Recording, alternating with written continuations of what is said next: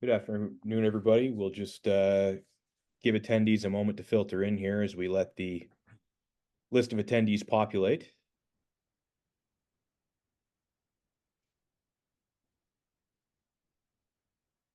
Thanks very much for your attendance this afternoon. An exciting day in the Ontario Hockey League.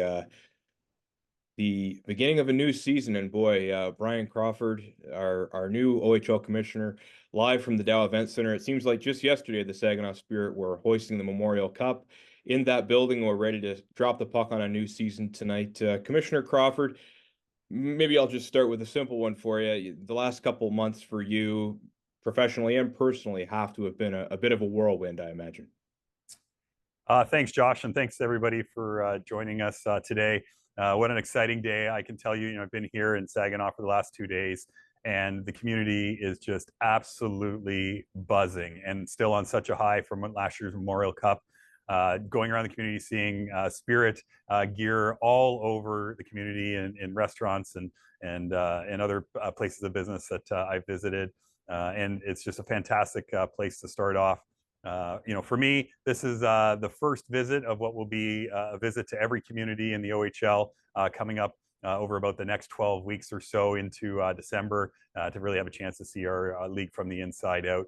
It's been a great start so far through the summer, and now getting started with the season. We couldn't be more thrilled, of course. You're there in Saginaw. What's the last 24 to 48 hours been like for you? I'm sure you've had some meetings with some stakeholders, with some Spirit ownership members and whatnot. What's that time been like? Yeah, absolutely. So I came in here to visit, get a tour of the arena, of course, and for many of you that have or haven't had a chance to be here before, some wonderful improvements that were all done to this building as a legacy and a result of the Memorial Cup. Having a chance to meet with all the staff, the hockey team, the players, the business staff, of course, spending time with the governors here, meeting other community leaders that are so invested in the team, and getting to see some of the legacy from the hosting of the Memorial Cup here. Some really exciting thing: 10 new city buses that were added as a legacy piece here. Investment into a park development, investment into a community garden area, the investments in the arena, of course, that we're in. An amazing legacy that the OHL is really proud of the Saginaw Spirit for their efforts and what they've done to host this championship. So a fantastic way to start to learn about our league from the inside out, and I'll continue on that path on Thursday and Friday in London as the Knights kick off their season there and raise their banner as well. A few names still filtering in here this afternoon. We will get to questions in just a moment. If you'd like to ask Commissioner Crawford a question, feel free to use the raise hand function within the lower toolbar, and I will get to people as we go down the queue. But first, one more from myself. Obviously, Bryan, you mentioned a lot of changes going on in Saginaw, a lot of progress there, but a lot of progress happening within the OHL office since you started. Maybe you can just walk us through some of the focuses that have been immediately on your list upon taking this role? Yeah, well, I mean, first and foremost, what a position of strength that the league is in, coming off the third highest attended season on record, the biggest since 2015, 3.16 million fans that came through the turnstiles. That's an incredible year, an incredible level of success. It really shows the level of interest and support in all of the communities that we're in. The community contributions, this is what is so special about our league and the importance that our teams have in each of the communities that it's in. Over $7 million raised for 812 different local community causes. Nearly $1 million raised for minor hockey. Our players took part in 1,200 different community visits in schools and hospitals and other sorts of organizations. Our continued commitment to academics, $3.2 million spent on our scholarship program last year, over $500,000 on education for our current players while they are still in our community as part of our teams before they graduate and move on to post-secondary school. Viewership on CHL, OUA Live and CHL TV had record broadcast numbers, record highs, record number of members of that service. Renewed regional broadcast agreements, all multi-year with Eastlink, Rogers, Your TV, our national broadcast partners. On ice, the product is still the best in the world. The Knights being crowned OHL champions for the fifth time, and then the Saginaw Spirit hosting a wildly successful and winning the Memorial Cup, of course, NHL entry draft.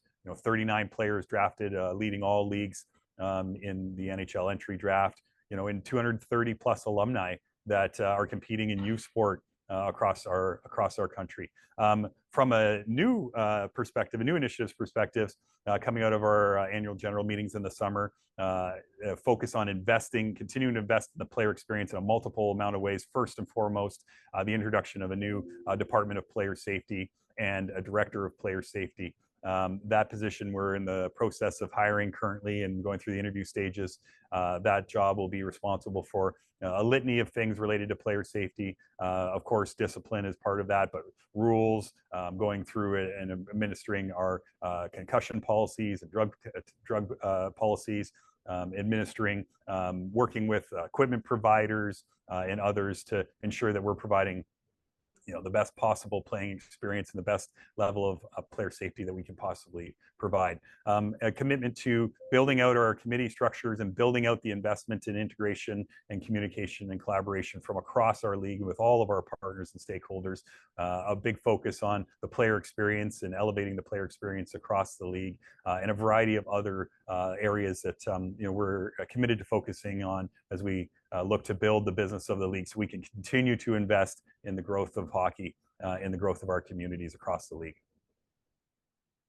Thanks, Brian. Certainly a lot going on, a lot to keep up with in the OHL right now. Our first question goes to a guy who's no stranger to the Ontario Hockey League, the voice of the Sarnia Sting on your TV, Terry Doyle. Terry, you can go ahead. Hi, Brian. First of all, just want to say, put your player hat on for a second. As the old days, what's it like, just that buzz of that home opener type situation, opening night as a player, now as a sports executive? There's still that little kind of, butterflies going on, getting ready for opening night? Oh, absolutely. That never leaves. That's part of the reason I chose to pursue a career in sport administration after my playing days, or quite frankly, during my playing days. But that fire never extinguishes. Being around the players yesterday and having a chance to talk to all of them, I challenged them all to all comers and table tennis, and that got them fired up. So no, it's great to be part of it. Honestly, the community and how excited the community is here. A sold out building tonight, a sold out building again on Saturday. That's what this league's all about, and it's special. And it's I feel very fortunate to have a chance to be around for it and get to see what'll be a pretty special moment after 21 years in the making, to see a banner raised to the rafters here this evening. One other thing for me, and it's not necessarily OHL exclusive, but while the OHL celebrated big attendance numbers last year, in sports in general, what are the challenges maintaining affordability? With obviously so many challenges and so many cost increases, keeping it affordable so people can still come out to the rink. Yeah, I think that's one of the greatest things about our league is that it is truly an affordable sport and entertainment option. It is affordable for families. It is a sport and entertainment experience that you get that is unique. The connection to the community, the shared experience that people have as being a member of that community, what that speaks to in terms of their life growing up in that community and their connection to that franchise. So, we need to continue to make sure that offering a great value as a sport and entertainment property to our fan base and to new fans as well, to families that they can come out and enjoy the product and be part of our community that is the OHL. It needs to continue to be forefront, and that is certainly one of our strengths and will continue to be one of our strengths. Thanks, Terry. Next, we will go to the voice of the Brampton Steelheads on Saga 960, Mike Karafalitis. Mike, you can go ahead.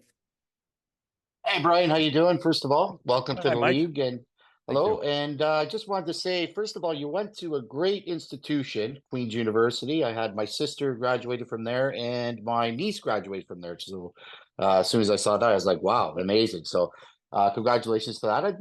My question is, did you have a team, a favorite team growing up in the OHL? Who was your favorite team?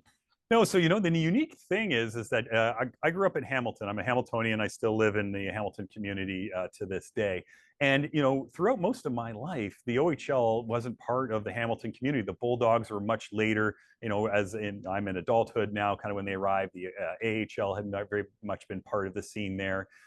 So while I didn't have a team, I didn't grow up in Kitchener or Sault Ste. Marie or Sudbury or something like that.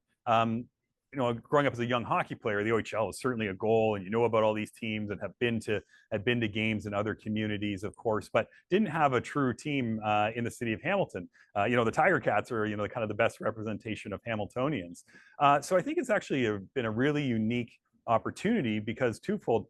I understood the league and understood its importance, but I would say that truly coming to appreciate the deep connection that people have with their teams has only been something that I've kind of truly gained a significant appreciation for, more than what I kind of had a mindset going in. And I've heard from so many people that have stories about going to games on Friday night or Saturday night, or their friend or their neighbor or their cousin who played in the league, and just great stories that just demonstrate how deeply rooted our league is for people. And that's a tremendous opportunity for us to build upon and grow from. So I think as commissioner, it's probably a good thing that I don't have a rooting interest in a hometown team, because that's who I grew up loving, or I'm not an alumnus of a particular franchise.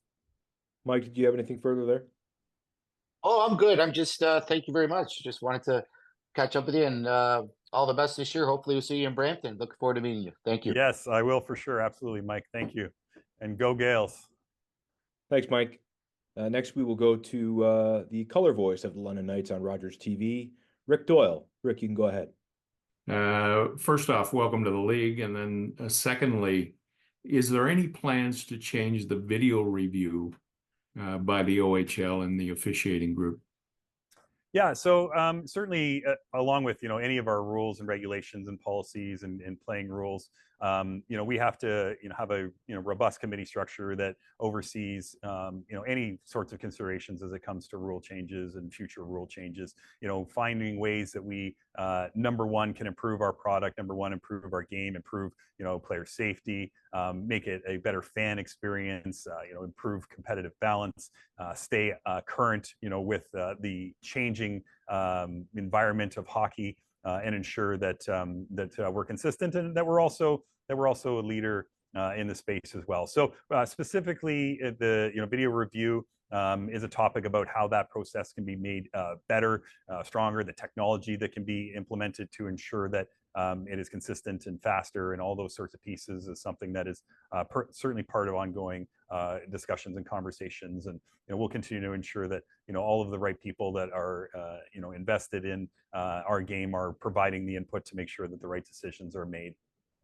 Thanks for that, Rick. Again, if there are further questions, please use the raise hand function on the lower toolbar. I'll just give it another minute to populate. And maybe one more from myself for Commissioner Crawford. Just wanted to touch on, obviously, some tremendous names have come through the Ontario Hockey League in years probably prior to your recollection of the game of hockey. But one of the wonderful things about our league is the holistic development of players. How important is it for you to focus on the whole player, not just the on ice product, but also what these young men are learning away from the rink and with their billet families, and how they can be best supported by our clubs?